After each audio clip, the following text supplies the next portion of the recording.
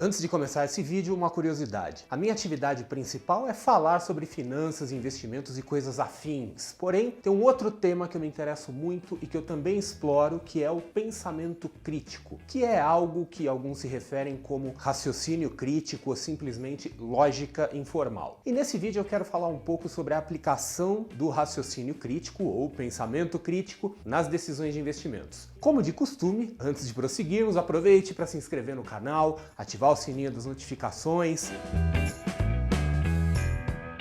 Mas, enfim, o que me levou ao estudo do pensamento crítico há muitos anos é o fato de que pensar criticamente e tomar decisões financeiras é algo que tem tudo a ver. No pensamento crítico, o que a gente procura fazer é usar ferramentas lógicas para avaliar argumentos e tomar decisões. No mundo dos investimentos, o que a gente faz é usar ferramentas, nem sempre tão lógicas, para avaliar argumentos e tomar decisões. A ideia é então tentar deixar o processo de investimentos um pouco mais lógico e mais racional. O principal papel do pensamento crítico é a avaliação lógica de argumentos. Um argumento é uma declaração composta de uma ou mais premissas e uma conclusão. Com base na conclusão, a gente toma decisões. Eu não vou nesse vídeo explicar todos os tipos, variações, estruturas de argumentos. Vamos tentar usar alguns exemplos básicos para pegar a ideia geral. Imagine a seguinte declaração: vou investir na bolsa de valores porque as taxas de juros estão caindo.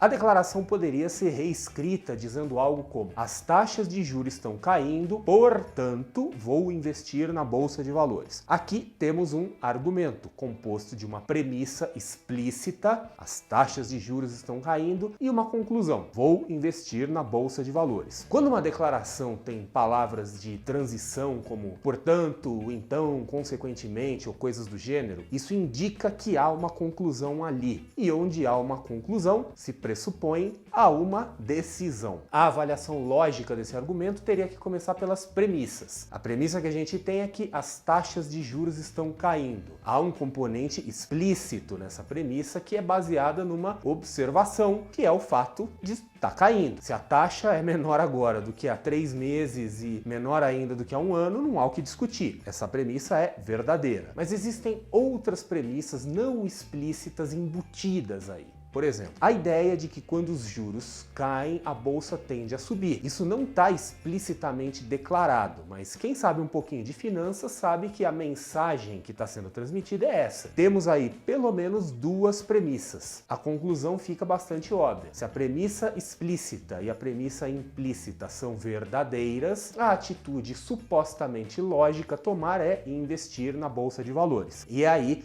que o pensamento crítico entra em cena. Quando a gente avalia um argumento à luz do pensamento crítico, nós queremos saber se as premissas são verdadeiras e se a conclusão tem coerência lógica com as premissas. Novamente, a primeira premissa é de que as taxas estão caindo. Isso é observável e se for constatado que estão caindo, então dissemos que essa premissa é um fato. Premissas baseadas em fatos são as mais fortes que existem. Já a segunda premissa, que é implícita, aquela que sugere que a bolsa sobe quando os juros caem, não é baseado em um fato, pois inúmeras vezes em vários países os juros caíram e a bolsa não subiu. Então, essa premissa é baseada ou em uma crença, ou então em algum estudo de probabilidade que mostra que na maioria das vezes isso aconteceu. Então veja que a segunda premissa já não é tão forte. E a conclusão? Existem inúmeras coisas a se analisar na conclusão. A primeira é ver se ela é logicamente coerente com as premissas. No caso do nosso exemplo, a conclusão é em grande parte coerente com as premissas e isso dá validade para o argumento. No caso específico dessa conclusão, tem um elemento não tão explícito que poderia ser questionado, que é o fato do argumento não mencionar outros caminhos, dando a entender que investir na bolsa seria a única opção caso os juros caiam. A gente pode cair numa armadilha aí de falsa dicotomia, mas aí esse é assunto para um outro vídeo. De forma geral, o argumento é válido e se na nossa análise aceitarmos as premissas como verdadeiras, podemos dizer que temos um argumento bem sólido.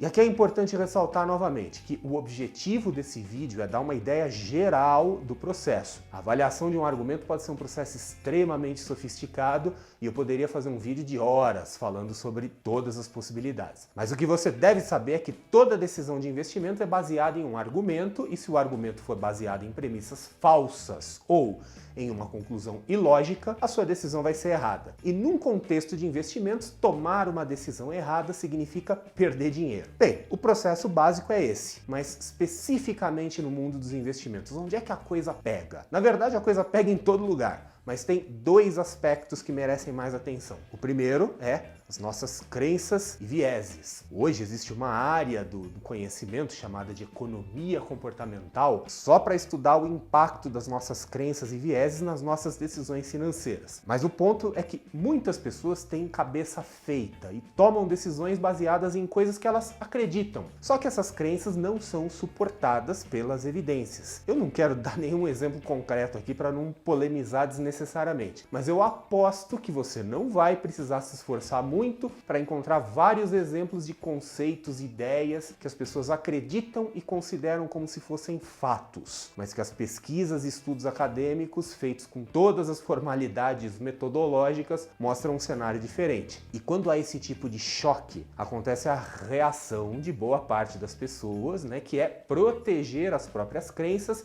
e alegar que os estudos estão errados. Ok, o ser humano é assim mesmo. E o segundo aspecto, e esse tem muito impacto nas decisões de investimento, são os conflitos de interesse que levam à distorção dos argumentos. No mundo dos investimentos existem basicamente duas formas de ganhar dinheiro, tá? A primeira é simplesmente investindo dinheiro, e essa talvez seja a forma mais difícil. A segunda é vendendo serviços, informações e oportunidades de investimento. Aqui é onde estão as instituições financeiras, gestores de investimento, analistas, consultores e gurus financeiros em geral. Cada um ali tentando vender o seu peixe. E a estrutura de incentivos desses vendedores nem sempre é clara para o investidor. Analisar essa estrutura de incentivos, ou seja, saber quem está ganhando o que de quem, também faz parte do escopo do pensamento crítico, pois o quem está falando fornece pistas importantes sobre se aquele argumento precisa ser melhor investigado. Imagine uma variação do argumento de exemplo que a gente usou nesse vídeo. Ao invés de vou investir na bolsa porque os juros estão caindo, reflexivo, imagine o mesmo argumento sendo dito de uma pessoa para outra. Os juros estão caindo, então você deve investir na bolsa. Se essa declaração for feita por um gestor de um fundo de ações, o conflito de interesses é claríssimo, pois o gestor tem um interesse pessoal em que você tome determinada decisão e esse interesse pode não estar perfeitamente alinhado com o seu interesse. E a presença de um conflito de interesses não invalida o argumento. Pelo contrário, ele pode ser mais sólido do que nunca. Mas a presença de um conflito de interesses é algo que pede uma investigação mais profunda. E qual é a postura do investidor típico numa situação assim? Infelizmente é o oposto de pensar criticamente. O investidor típico não avalia argumentos, sequer sabe identificar quais são as premissas em um argumento e acredita em qualquer bobagem que dizem para ele, especialmente se for alguma coisa que confirme as suas crenças.